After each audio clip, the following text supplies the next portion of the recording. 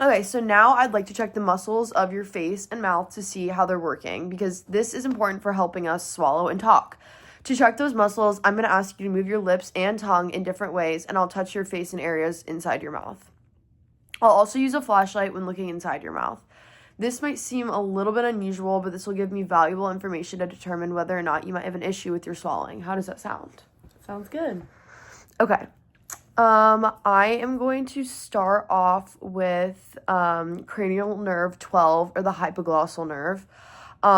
This is a motor nerve, and it provides motor innervation to the intrinsic and extrinsic muscles of the tongue.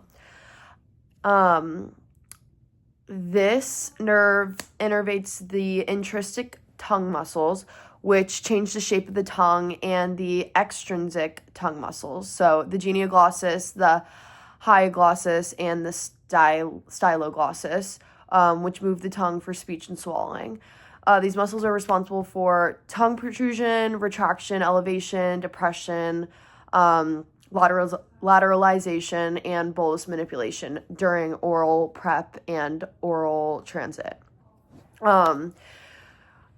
A patient might perform a task differently with an impairment to this cranial nerve. So during tongue protrusion, the tongue may deviate towards the affected side due to weakness of the genioglossus muscle. This tongue may demonstrate reduced strength, range of motion, coordination, atrophy, or facilitations.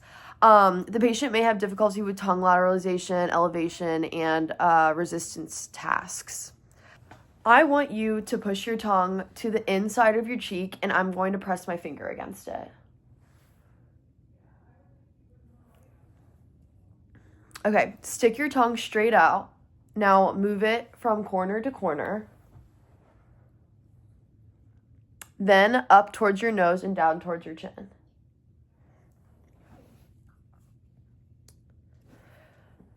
Now, I am going to be assessing cranial nerve 10, or the vagus nerve.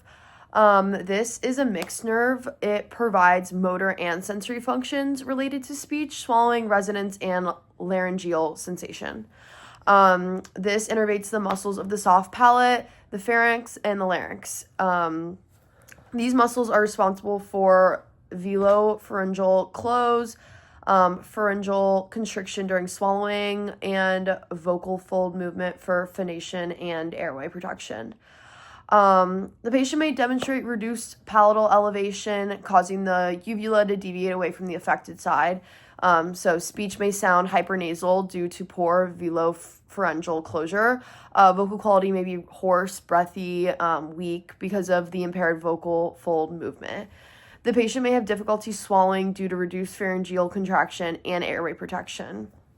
This could result in coughing, choking, or aspiration during eating and drinking.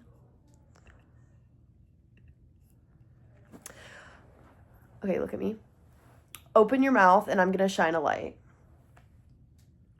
Say, ah. Ah.